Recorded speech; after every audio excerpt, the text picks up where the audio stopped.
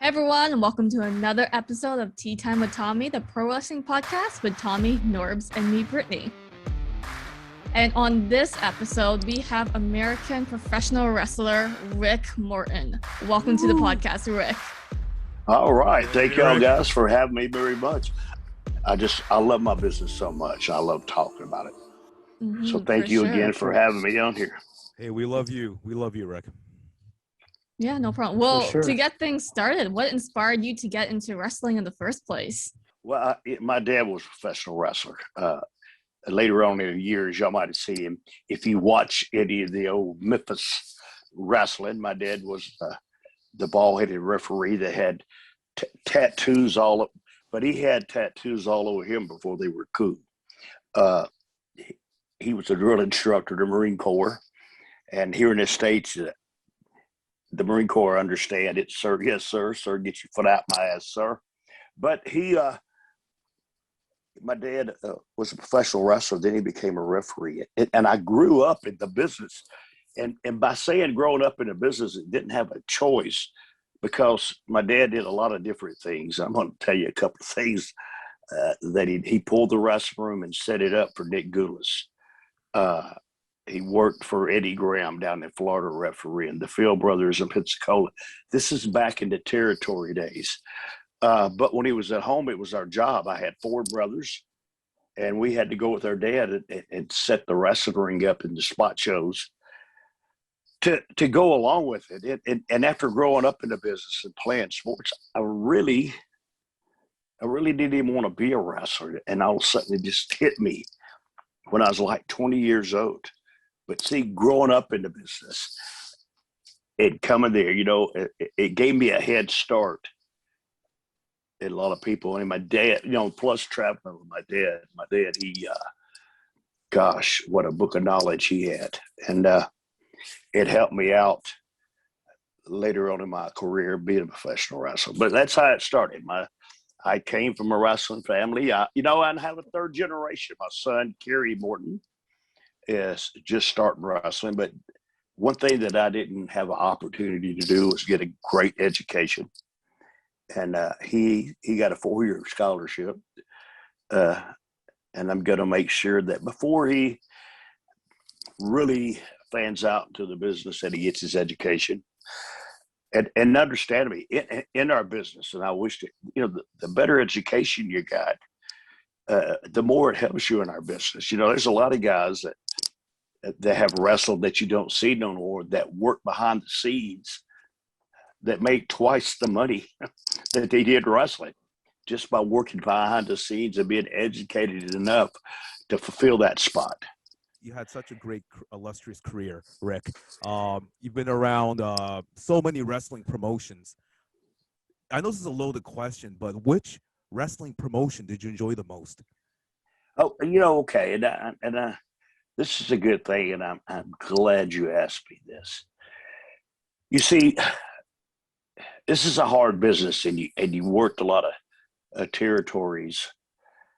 And let me tell you, they was hard. Yeah, and I'm going to start off with something to tell you. When I was first started in the business, every promoter in the world told me that I would never make it in this business. I was too small. At that time, our business was different. And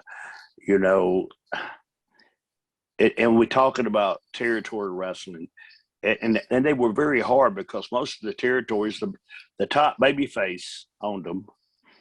So you had like a snowball's chance in hell getting over him because you never were going to. And I hope that you understand what I'm saying about that. But I worked through a lot of them. Mid-South with Bill Watts, the Crockett's at NWA. I worked Leroy McGurk in Oklahoma and Bill Watts in Louisiana. But just to say that my favorite one, and I got to say this right here, was Jimmy Cornette and Smoky Mountain Wrestling. And the reason why, it was a small territory. And that's when I really first got to meet one of you guys from Canada, Chris Jericho. That's where he first started that. Well, that's where he first come to get experience into this business. And but I enjoyed Smoky Mountain Wrestling. It's not because of that. It was just because it was an easy territory. The trips wasn't very long. You know, when you wrestled for NWA in the Crockett days, man, this is before they had the people working in the office that was coordinating everything, especially when I had a run with Ric Flair. Gosh, man, one night I'll be in Miami, next night I'll be in Seattle, Washington, next night I'll be in New York. The next 2 days later, because it took 2 days to get there, Tokyo, Japan, back to Kansas City. I mean, it was just chaotic all the time. You know, I mean, just your traveling schedules wasn't coordinated with the towns that you were in.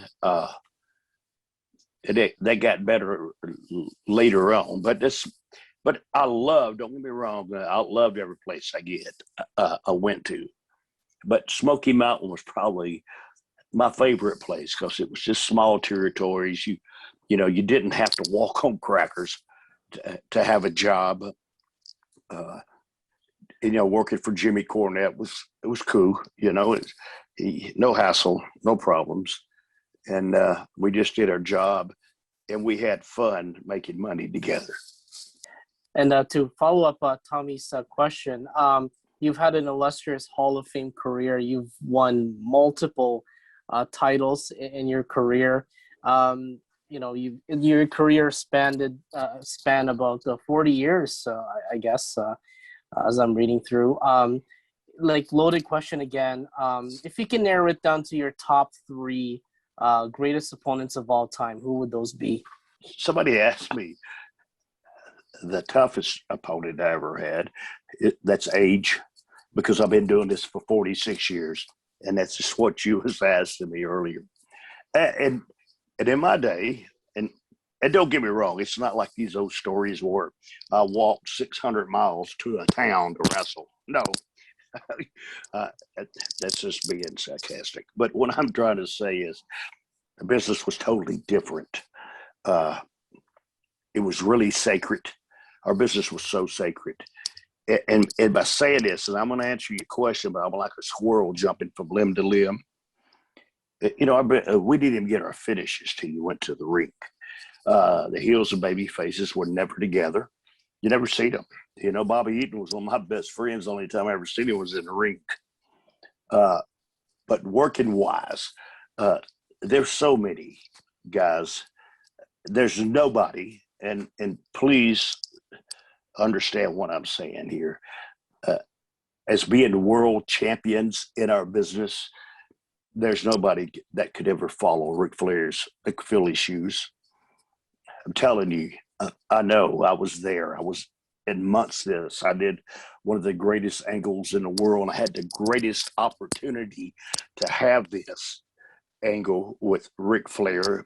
And the reason why was that was because they were grooming Magnum TA, but Magnum had a car wreck and was paralyzed. So they had to go in direction. And Rick picked me for this, but just the way his psychology in the ring and the way that he did things, you could never imagine. And seeing and Rick helped me understand the business. So that's what's wrong with our business today. The trainers, none of the trainers has ever worked on top of the territory. None of the trainers is there. Yes, you know, hell, I'm 64 years old. I can still leapfrog. Hell, I'm going to even do a Canadian destroyer. But there's not many people that know how to work. And working wise is understanding our business, knowing what it's about, and knowing what's here. It's not about me getting my shit in. Nobody cares about that.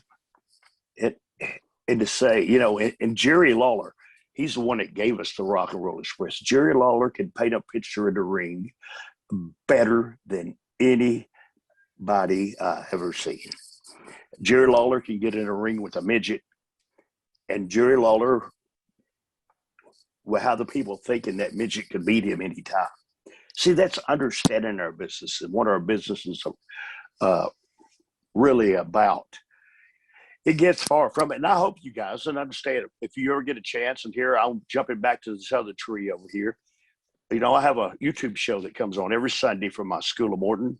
It comes on live at 5:05 Eastern time, and it's really good. I mean, I stick it to the old school. I have a lot of, when I say a lot of people watch it, I'm talking about people in big territories watch it for the big wrestling companies, and which is good.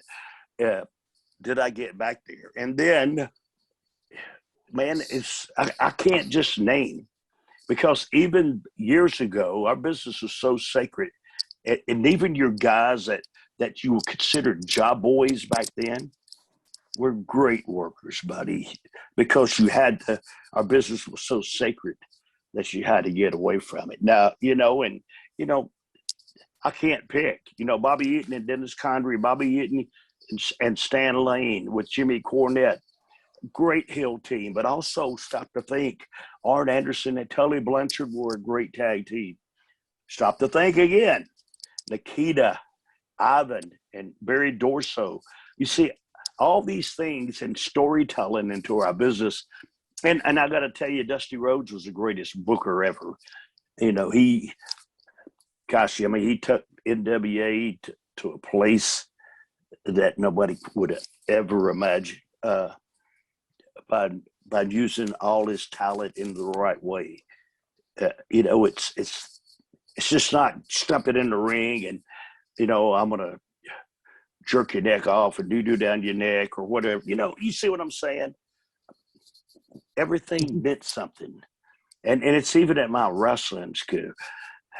Make it mean something when you step into the ring. And it's not about that. I mean, it's just neutral. And me being a baby face. And guys, if you go back and watch some of my matches, not Les House and Big Angle, I never balled my fist until the heel gave me a reason to do it. And then I still didn't hit it. And making it, and see, if you're working in our business today, and boys, we went way off on this question here, but in our business, see, I consider myself in the ring. If I could make the guy on the front row believe what I'm doing when I'm selling, what do you think that guy up in that balcony's thinking, or that guy at home on TV that's watching? See, I put things into perspective, and a lot of people don't do that no more. They're worried about and you can always tell on WWE, and I hate to say this because I love our business, but when somebody's fixing to do something spectacular because I have 20 guys out on the floor to catch it, and it gets so hard. But if we get back, and I promise you guys, you wait and see our business, and this is where Ricky Morton's going to come alive. Our business has to change. It has to go back to doing that. But not only, and you was talking about having a Hall of Fame career. Thank you very much. Robert and I are going to be inducted into the Pro Wrestling Hall of Fame this year. It's out of Wichita Falls, Texas. And believe me, consider me, that is the real Hall of Fame, because it's for the real wrestlers. That's the ones the wrestlers put you in. And, I can't wait for that to happen too. It's a great time in our career, Robert and I, man. Amazing how we, such a long time ago, we teamed up. The longest tag team ever. But getting back to your question there again, buddy, I really can't pick, but your ones that that I said, Lawler and Flair, they're the best too. Ever stepped in the ring with. For sure. And congrats on your induction with Robert Gibson and the Pro Wrestling Hall thank you, of Fame. man. It's Congratulations. quite a great honor. For sure. Yes. Thank you very much. All right, guys. Now, look here. I'm going to have to get a pole with a feather, but y'all got to get in the groove here. We got to get happy. Let's have fun on here. Yeah. All right. Absolutely. Cool. Absolutely. Absolutely. Well, maybe on the topic of your tag team partner, Robert, let's have like a little fun question here. You guys traveled with each other, fought with each other. What is your favorite moment from traveling together? So despite what was in the ring, what was your favorite moment traveling together? There's nothing that could ever top winning the world titles for the first time. Now, see, we worked small territories, and believe me, the NWA tag team titles was the biggest accomplishment at that time that you could have, you know. And it is like Ric Flair's NWA belt. He traveled when Robert and I won the World Tag Team title. We traveled all over the world defending them. Even in Toronto, Canada, even came to Canada defending our belts. That was one of the most greatest things. What you're talking about, you know, Robert and I have been together, God, I think 38 years. Right, you know, that's I've been with him more than I've been with my wife. And I don't even like her either. No, I'm just kidding. I'm telling you, and it's like, and even the boys will tell you now. Here we go, me and Robert are older. We're like an old married couple in the ring, bickering at each other, fighting, you know, just back and forth. But it was a long, hard road. It's not easy to have a relationship with a wrestling partner. And I have to get on to Robert about that all the time, because we'll be somewhere and he'll say, "Hey guys, I want you to meet my partner, Ricky Morton." "No, Robert, I'm your wrestling partner." "Okay, get that to you. Come on now." "I'm your wrestling partner." Okay. But it don't matter. That's one thing about my school too. That's the biggest rule at my school is when you walk through my door, I don't care who you are, what color you are, what gender you are, we're all the same when you're in my school. And if there's a problem with that, I would take care of it real quick. It's just the way it is. I love everybody. I love this business. And being with Robert, you know, this went into world titles for the first time. Now, I could tell you stories on here that I probably go to jail about. No, I'm just kidding. But 40 years. And if I tell you one story, that's just one night. One night, we was on the road every day. We wrestled for our first year for Crockett. We never had a day off because the demand was so good. And see it, and you didn't ask for one off because you know, that's what you did. You're a territory wrestling, and if territories popped, I mean, you don't slow down. You keep it going full steam ahead. But thank you. No, just winning the world titles for the first time was really, really amazing for Robert and I. Wow. Thank you for sharing that, Rick. I want to keep making this fun. So I was going to ask a dull one, but I'm not going to ask a dull question. Next question I want to Go ask. ahead. No. Here, put your mouth up to the mic. Don't be afraid to ask me anything. Oh, yeah. Yes, sir. Yes, sir. Just hold the mic there, Tom. I got the mic. Yes, sir. Yeah. I'm gonna buy you a new mic. I help the boys. I'm going to send you a mic in the mail. But my brother got me this mic, Rick. I'll tell him it was his fault. It's my brother's fault. He got me this one. He told me it's state of the art. He told me it was a great mic, but obviously he's wrong. Okay. The question I'm going to ask is the name, the Rock and Roll Express, the legendary name. People can't forget. How did that name come about? Like, how did you guys come up with that name? Wow, it had nothing to do with it. I guess we got a little while here, bud, because here we go again down memory lane. And when I'm talking, it's not the part that I'm trying to do this, but when you ask me that question, it's just a lot of stages to it of how it happened. Earlier, we're talking about my dad, and my dad always told me, because he knew territory wrestling, you know, the top baby face owned it, and wasn't going to get above them, but to have a great job, he telling me, he says, tag team wrestling's where it's at. You get more opportunities to do this. And to work on top in territories as a tag team wrestler, because then it was not, you know, sometimes the main event was the tag team champions, and the semi-main event was the owner of the territory doing his thing. But my dad always told me tag team wrestling, so I took up my first tag team partner. I really teamed up with was a guy by the name of Sonny King. And God, did I learn a lot from him. Then me and Eddie Gilbert teamed up out in Oklahoma. And then we came back to Memphis. And I have a lot of people in the world tell me, so Ricky Morton, you're the greatest baby face. But no, a guy by the name of Ken Lucas. And if you don't know Ken, you guys need to look him up. He never worked for none of the big companies, but the small territories. He was phenomenal. He taught me how to sell. He taught me how to make that comeback. He taught me how to get the people behind you at every match you do. Because, man, when you filter off the crowd and they got you going, this is the way to do a match. Now, me and Kitty, we'd have to go to Southwest Championship Wrestling. That was down in San Antonio, Texas. And the owner of it was Joe Blanchard, Tully Blanchard's dad. That's where I first met Tully. And me and Ken Lucas did an angle with Gino and Tully. And for a small territory, dude, me and Kitty popped that territory. But not us by ourselves. You had Gino, Tully, you had the greatest cowboy wrestler, I think, ever, Scott Casey. And a lot of great heels. And another thing, all of them knew how to work, like I was telling you earlier. And that's what makes your territory so good. But Jerry Lawler, him and Jerry Jarrett owned Memphis Wrestling. Now, in Memphis is where I started at. That's where my dad was at. I stayed there for years. And Jerry Lawler and Jarrett were having a little trouble.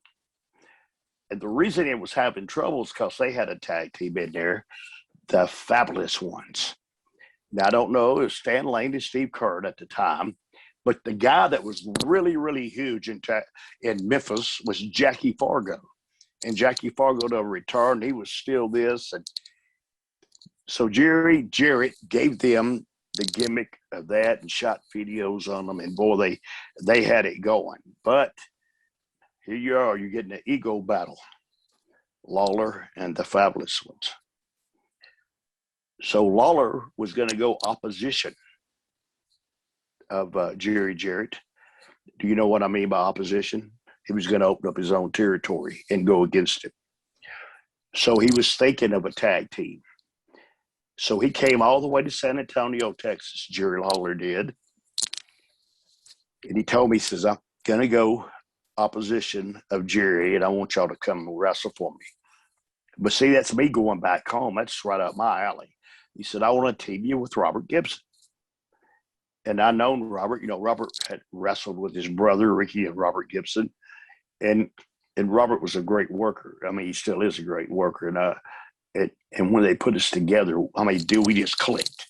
You know, it clicked. It was something special we had. But what I'm saying to you is I gave my notice, so me and Robert come into Memphis, and Lawler and Jerry Jarrett made up. So here we are. Here's me and Robert. We don't have a gimmick. We don't have nothing. And you got Ricky, Robert, R&R, the Rolls Royce sign. No, we didn't like that. We got that. And Jimmy Hart told Jerry Lawler, we sitting there coming up names, and he goes, what about the Rock and Roll Express? And Jerry Lawler tells him, that's the worst name I ever heard, but we're going to go with it because we need it. I'm serious. And wow. It was on a Sunday afternoon. They ended up plugged us on TV because they run Memphis on a Sunday that week because I think they had a pro basketball game that Monday night in there. And we went to a flea market out back, and we looked at some rock and roll books. And so we try to dress up like rock stars and stuff. And I never forget our first match. We went out there, and it was against Pago and Mike Boyette. And those guys were great. And they put us, I mean, we were doing all kinds of stuff. And I never forget, a fan told me, he said, hell, I didn't know if y'all was gypsies or Indians when you first come out that door. We had feathers and bandanas all over us. But it was really cool, man. It was a moment that captured. But that's how we got it. You know, Jerry Lawler put us together, and Jimmy Hart, you know, because, you know, do you know Jimmy Hart? Jimmy Hart was a rock star in his day. Do you guys know that? Oh, yeah. He played with Jimmy Hart and the Gentrys, American That's Bandstand, all that stuff he did. And it was a cool moment. And then, you know, we became second fiddle to the fabulous ones, but what nothing we do, and that's when we left to go to Louisiana. Amazing story. Amazing. Thank you for sharing that, Rick. Oh yeah, buddy. For sure. You mentioned about your wrestling school earlier on, the School of Morton. How's that going thus far? And I know you mentioned that you have a YouTube channel about your school. Tell us a bit more about your wrestling school. Man, me and a fellow named James Strange, we talked about it for a long time, and we finally done it. Now, my school is in a little place called Chuckey, Tennessee. There's only 2 buildings in the whole town, and one of them's my school. Glenn Jacobs, Kane, he's the mayor of Knoxville, Tennessee. I invited him over one day to come to Chuckey. It's about 60 miles outside of. And he walked in the door and he goes, "How the hell did you find this place?" He said, "I'm glad I had a GPS." He said, "I'd have never got here." It's out in the middle of nowhere. It's like the Field of Dreams. You build it and they would come. But it's like everything else. I started off slow. I couldn't even afford a wrestling ring. We homemade one, 14 by 14 foot. I never forget. That's when Chase Owens of the Bullet Club. Do you know Chase? I believe so, yeah. Yeah, he's in the Bullet Club, Chase Owens, in Japan. Chase was one of my students. I had like 3 more, and it kept growing. And as it grew, we kept getting more of the building, knocking walls down until 8 years later. And this place is, the building's over 100 years old. We even have a Stu Hart dungeon, but this is a real dungeon in the bottom of this old building. Wow. It's really spooky. But we moved everything upstairs now. And my ring my school went from a homemade ring to where we got 3 set up in the building when we want them to. 1 on the trailer. We run a lot of shows out of the School of Morton too, fair shows. And we have a great show. I mean, it really is. I get compliments from guys that are in big companies wondering, why the hell why don't you work for this company, or why don't you work for this company? Well, now we're getting back to earlier to what I'm saying is if I'm going to work for somebody and I got an idea, I want it to be that way. You hear me? I don't want to have to go ask somebody if I can do this or do that at my school. If you get a chance, watch it. I won't be there this Sunday because, but everything's already laid out. So we had production rooms. We got all our stuff ready to go straight on live YouTube. Because this weekend I'm going to be in New Jersey, all up in. I won't even get home to Sunday night until 11 o'clock. Matter of fact, I'm going to fly out early in the morning. But if you're out there, anybody's out there and you're interested, and it's not that. I'm just going to tell you this, and you can blow it off if you want to or not. I did this all my life, and I give my life to this business. But there's so many little things that you would never see. My dad used to tell me this. He said, "I'm going to tell you this right here, but you understanding it, I'd be better off talking to that wall." But one day it'll hit you, and it did. What he was trying to tell me and to learn. That's what I do at my school. I don't get in the ring and teach you a headlock. I have other people to do that. I teach you how to work. Now, did you guys watch the WWF, but the WF show they had on A&E the other night with Hulk Hogan and Andre the Giant? Did you guys watch that? The one with Andre. Yeah, with Andre and Hulk Untold Hogan. Story Professional Wrestling, I think. Yeah, but what I'm trying to tell you is, and this is what the boys has got away from today, and I'm trying to bring it back. Here's Hulk Hogan. The biggest thing ever in the business, and I'm going to tell you, Terry wasn't one of the greatest workers in the world. Don't get me wrong. But Terry knew how to do one thing that was great, and that was sell. That's what got Hulk Hogan over, really. Do you hear me? When he'd go out, he'd sell. And see, the people had got so much away from that it's horrible because they think they're going to look bad. But see, if you get back to thinking, it's storytelling. I don't know if they don't want heels or baby faces no more, but they need to. So you got to have that villain. And to learn, and that's me over the year, and stop to think about this. And I wanted to tell y'all thank you earlier, for Robert and I being 9-time world tag team champions. But you see, I never wanted to be a champion. And the reason that you're looking at me crazy, but see, in our business, the people pay their money to see me win, but the heel keeps screwing me every week. Do you understand what I'm saying? And then we'd come back in a match that he can't do that to me this way, but he'll figure out another way to do it. That's how our business will think. And the angle they did with Hulk Hogan and Andre was so cool. And Terry was smart. You remember he punched him twice and he goes to slam Andre and Andre falls on top of him. And if you watch that match, it took 10 minutes to do that.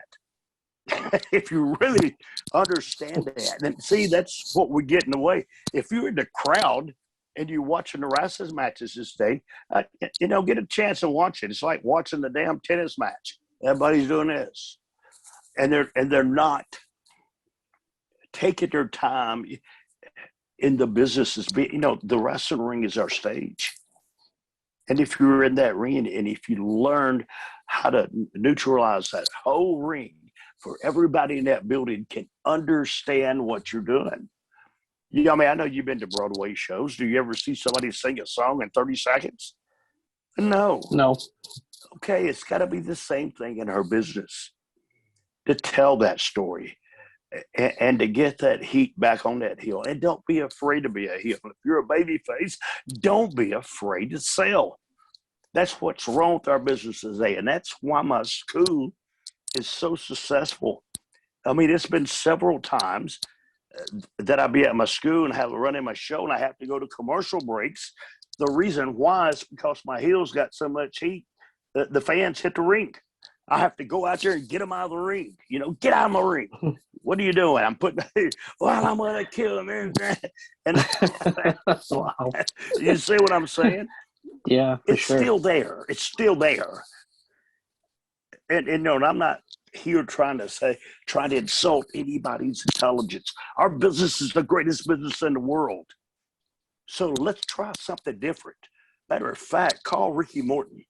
Ricky Morton will show you something different that the people love, and it still keeps the entertainment into professional wrestling, and we keep the crowd guessing. Hell, nowadays, I think they know the finishes before the damn guys even go to the ring. They done told, you see what I'm saying? Just bring back, and you just can't do it every night. You have to, do it overnight. You have to just work it gradually, slowly, and I promise you, if you get that one good baby face and that one good heel, holy shit, there's no telling what you can do in our business. That's what my School of Morton's about. I can show you things in 5 minutes. Some of the guys in the business that in that 5 minutes, I can show you more than you learned in the last year. And I promise you that. Wow. Thank you for sharing that, Rick. That was a very, I think you're a really great storyteller because you tell us really good pockets of your own journey and the emotions behind it and all the secrets that I guess wrestling fans don't really get to see on the screen. So thank you for that. Oh, God, you're welcome. Man, this is what I love doing.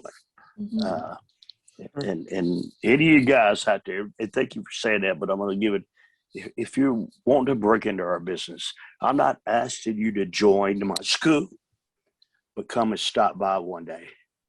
I promise you. I would really, because I'm in East Tennessee, way out in the middle of nowhere, but just make plans and come just one time. And I show you things that you never, ever thought of. And see, and listen, if you're trying to break into our business and you're trying, to catch somebody's attention, it's not you doing a moonsault.